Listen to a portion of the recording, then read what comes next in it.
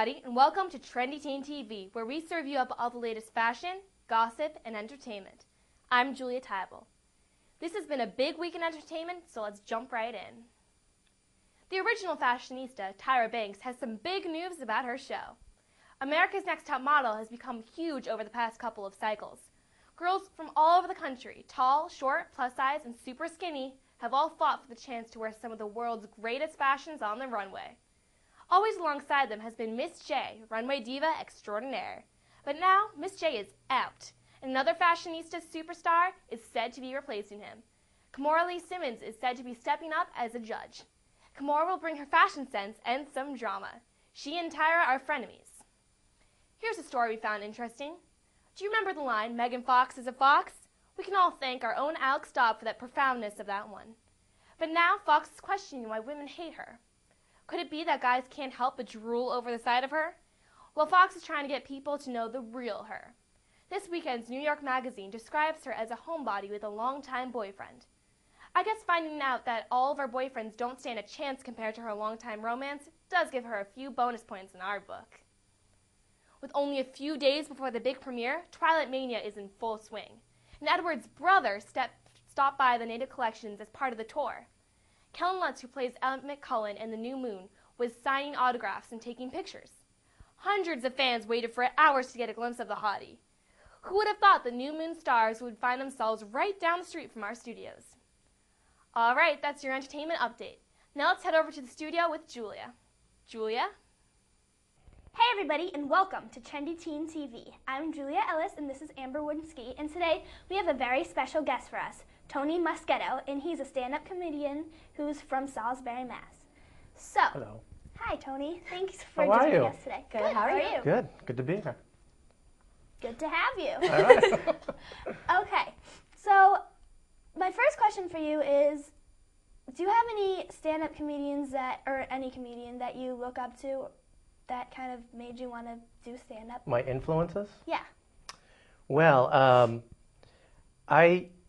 most of my influences are from like TV shows, like old TV shows. Did you ever hear of a show called Get Smart? Yeah, I saw that movie. I could not stop laughing. Well, before it was a movie, it was an actual television series back in the '60s, and the guy that was the lead, I thought was hilarious, and I used to kind of emulate him. A guy named Don Adams.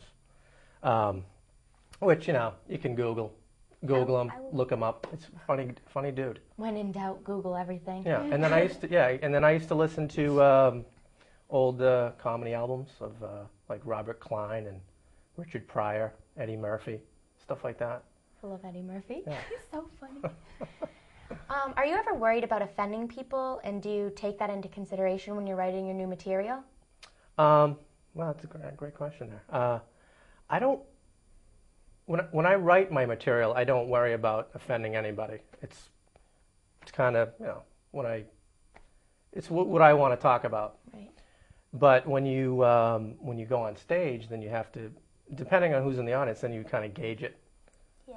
To that. So you don't really decide till you're on stage? Yeah. When you see who's in the room, then you decide. You know, I did some shows in Utah last year, and it's all Mormon. It's very religious. So you can't talk about, you can't swear. Yeah. You can't talk about like drinking or anything like that, or any, you know, relationship things. Yeah. So you really have to watch what you say at certain places. But when I write it, I don't edit anything. Do you have any like superstitions about before you go on? Do you like wear lucky socks or something that helps you? Actually, yeah, I do. I do wear these shirts that I like to wear on stage. You know, that are lucky for me, that I feel comfortable in. There's definitely socks that I wear that I definitely do you? No. Those earrings lucky for you? These are lucky. I mean, I love. A lot of people come up to me and they're just like, I'm like, well, anyways, back to you. That's cool. Yeah, so, yeah, I definitely have superstitions when it comes to, like, I'll never wear a suit jacket on stage. Or I'll never tuck in my shirt. You wash your lucky socks, right? Oh, yeah. Just checking. Yeah, Some people don't. No, I'm not crazy, but about, I wash them. So how do you know when you've had an extremely successful show? Well, you can tell when you're on stage when they're laughing. And then if they come up to you and say, "Hey, great job," that's also a good sign too. Have you ever just stood there in silence before? Oh yeah, I did last night. Really? Yeah. Do you actually hear crickets chirping, or is that just in the movie? I think that's just a myth. Oh. Okay. It's just, but I think silence is, it's funny.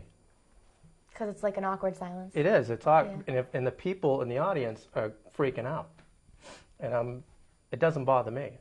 Really? Yeah. And if you can use that to your advantage, because it causes tension in the room, and then you say something, boom, funny, and then you look like a genius. Yeah. I think it's funnier that way too. Yeah. Yeah. Do you ever try to make awkward moments just so you can kind of like hit that I do. funny punchline? I think awkward moments are hilarious. I do too. That's where the awkward turkey comes from. Have you ever heard of that? Oh, that you were doing? Yeah, the awkward that's turkey? how- I thought you were like, just wrap it up, Tony. Or the awkward turtle. Awkward turtle. Awkward turtle make awkward babies. Anyways. It's a little awkward right now. Oh yeah. Well, I think we should sign off like this. For Trendy Teen TV, I'm Julia Ellis. Thank you, Tony Moschetto, for coming from Salisbury, Mass. And that's it. See you later. Thank you.